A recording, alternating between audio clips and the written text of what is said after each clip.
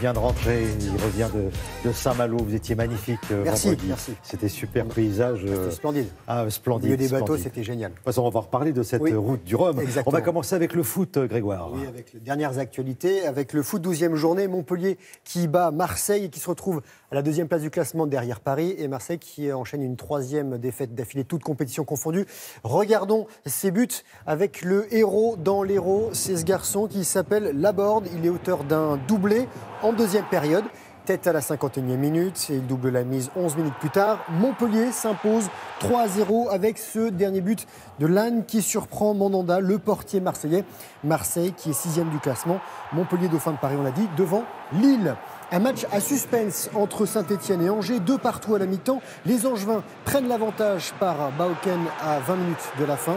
Et Angers, malheureux, 2 minutes plus tard, avec un but contre son camp de Vincent Manceau.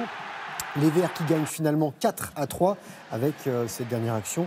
Signé Amouma à 1 minute de la fin du temps réglementaire. Angers 15e, Saint-Etienne est 5e. Et dernier résultat de foot, l'écrasante victoire de Nantes sur Guingamp 5-0 avec un doublé d'Emiliano Sala, auteur du premier et du dernier but. Nantes est 10e, Guingamp dernier.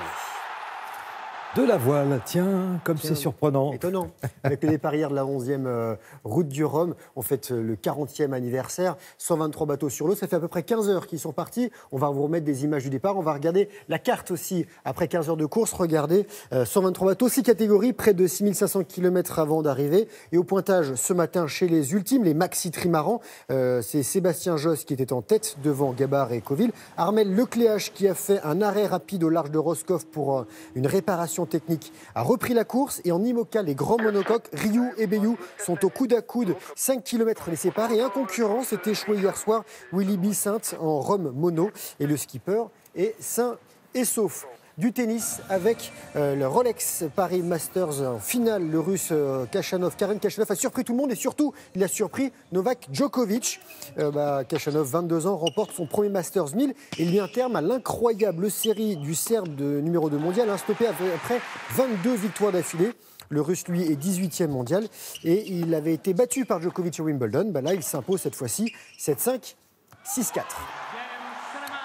Rugby top 14 avec la troisième succès en 4 déplacements pour le Racing 92, vainqueur hier à Montpellier 27-13, 4 essais à 2. Juan Imhoff s'est offert un doublé côté francilien, et après 9 journées, le Racing est 5e, Montpellier 9e, Clermont, Toulouse et le Stade français sont en tête. Et en parlant du Stade français, les stadistes écrasés par les Lyonnais qui jouaient à domicile. Le score 41-6, 5 essais côté loup, et qui est juste au pied du podium. Voilà. Parfait. De la moto à présent. Moto GP avec l'avant-dernier Grand Prix de la saison et un Français sur le podium, c'est Johan Zarco. Regardez, vous allez le voir à droite de votre écran sur ce podium. Donc Zarco qui se classe 3e du Grand Prix de Sepang, c'est en Malaisie. C'est son 3e podium de la saison, soit le même total que l'an dernier lorsqu'il découvrait cette catégorie MotoGP.